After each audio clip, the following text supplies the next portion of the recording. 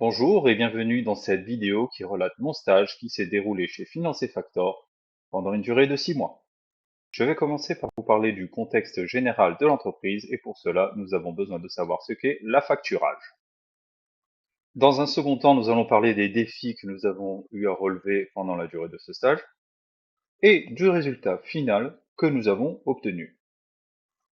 Dans un premier temps, nous avons un fournisseur qui envoie ses marchandises à une entreprise. L'entreprise récupère les marchandises et les paye. Son budget descend.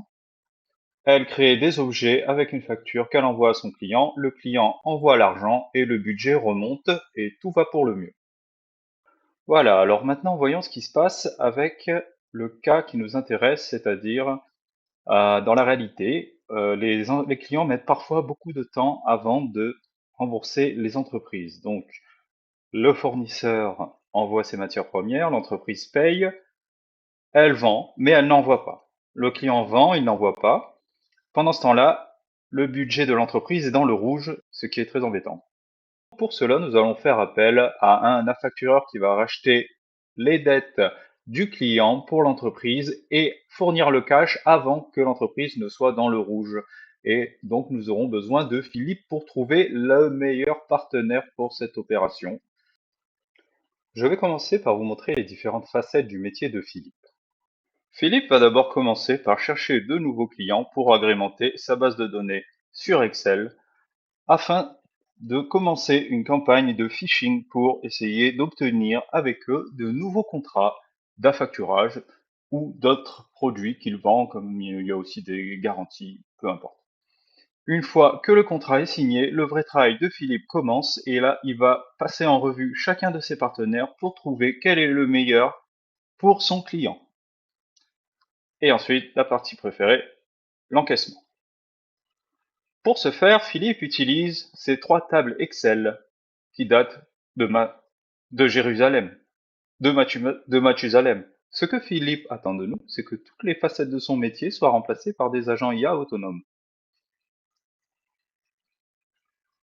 À commencer par la recherche de nouveaux clients, la signature des contrats, la recherche automatisée du meilleur partenaire via ses algorithmes personnels et l'encaissement aussi.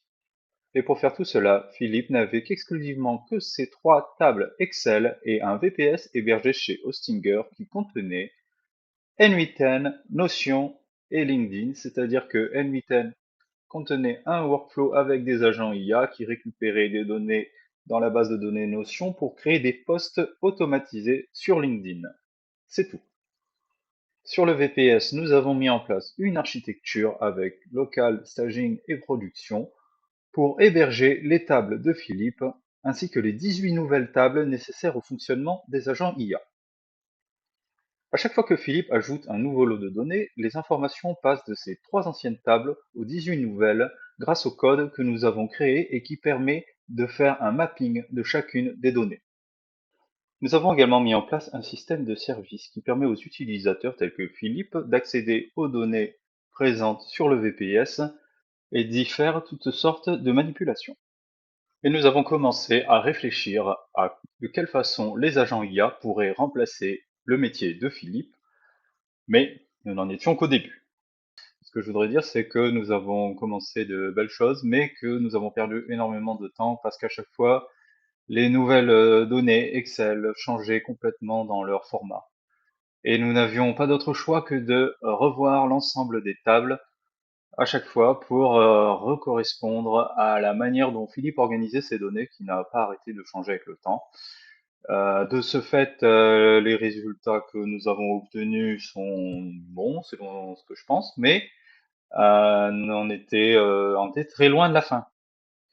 Et puis, tant pis, ce sont les prochains stagiaires qui ont continué notre œuvre, et nous espérons que cela s'est passé pour le mieux pour eux, ainsi que pour vous, au visionnage de cette vidéo. Merci à tous de m'avoir écouté.